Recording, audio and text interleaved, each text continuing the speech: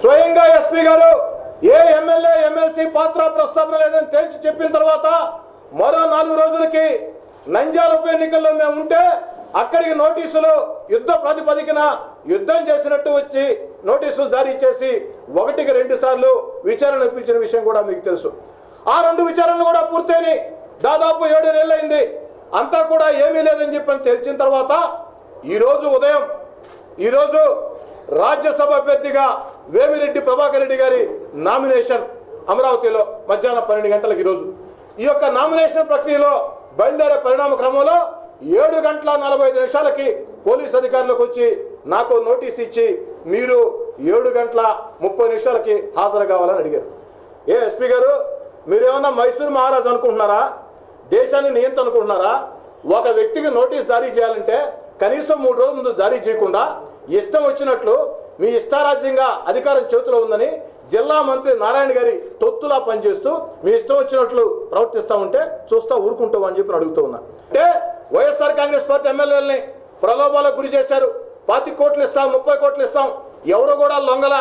ప్రలోభాలకు గురి చేసి లొంగనప్పుడు అక్రమ కేసులు బనాయిస్తే వేధిస్తే మరికొంతమంది ఎమ్మెల్యేలని భయభ్రాంతులు చేయొచ్చని చెప్పని మీరు ప్రభుత్వ ఏజెంట్ లాగా పనిచేస్తే ఇది ఎంతవరకు సమంజసం అని చెప్పని ప్రశ్నిస్తా ఉన్నా. అయితే ఎస్పీ గారికి స్పష్టంగా చెప్తూ ఉన్నా, ఎస్పీ గారు జిల్లా మంత్రి నారాయణ గారి ఏజెంట్ లాగా మీరు ప్రవర్తిస్తూ నారాయణ గారి తొత్తులా మీరు ప్రవర్తిస్తే మీ బెదిరింపులకి మీ వేధింపులకి మీ యొక్క భయపడే ప్రశ్న లేదు.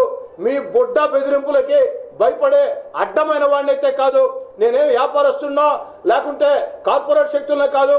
30 ఏళ్లుగా కార్యకర్తగా జీవితాన్ని ప్రారంభించి ప్రజా ఉద్యమాలు నిర్వహించి ప్రజల మధ్యలో ఉండే ప్రజల ఆశీస్సులతో స్వర్గంలో ఉన్న వైఎస్ రాజశేఖర రెడ్డి గారి ఆత్మాశీస్సులతో జగన్ గారి ఆశీస్సులతో రూరల్ ప్రజల దయతో ప్రజా పోరాటాల్లో ఎమ్మెల్యేగా పెరిగినోడిని. మీ మాదిరిగా మీ అనకుండా బాసుల మాదిరిగా నడమంత్రం స్థితిలాగా రాజకీయాల్లో వచ్చిన వ్యక్తిని కాదు. ఈ విషయం ఈ సందర్భంగా సిఐ గారిని ఎస్పీ గారిని కోరేది ఒకటే, మన ఎస్పీ గారికి 2 మొహాలు.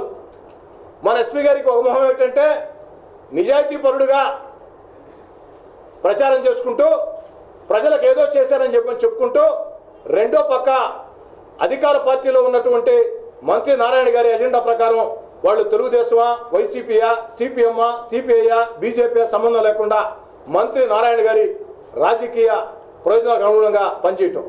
నేను ఎస్పీ గారిని అడిగితే ఒకటే, ఎస్పీ గారు మీరు ఎట్టవుతారండి కరెక్ట్ ఎస్పీ గారు నెల్లూరు జిల్లాకి? మీరు ఏదైనా సరే చట్ట ప్రకారం చేస్తామని చెప్తున్నారు. మరి ఎంతమందిని అక్రమంగా మీరు 10 రోజులు 15 20 రోజులు అక్రమ నిర్బంధాలు చేసిన మాట నిజం కదా? ఒక ఐపీఎస్ అధికారిగా ఉండి న్యాయ వ్యవస్థను మొత్తం కించపరిచే రీతిలో మీరు ఈ విధంగా అక్రమ నిర్బంధాలు పెట్టుకున్న మాట వాస్తవం కదా?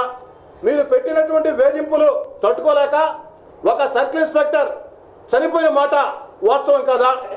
మీ యొక్క వేధింపులకి గురై మినిస్టరియల్ సిబ్బంది ప్రసాద్ అనే మినిస్టరియల్ సిబ్బంది ఆత్మహత్య చేసుకుంటే ఆత్మహత్య మీద దర్యాప్తు జరిగితే మీ భోగోతం బయటకు వస్తుందని చెప్పని హార్ట్ అటాక్ సర్టిఫికేట్ ఇచ్చి హార్ట్ అటాక్ సర్టిఫికేట్ పెడితే మీ కుటుంబానికి బెనిఫిట్ వస్తుందని చెప్పని మీరు జిల్లా ఎస్పీగా ఉండి ఈ విధంగా చేసిన మాట నిజం కాదా?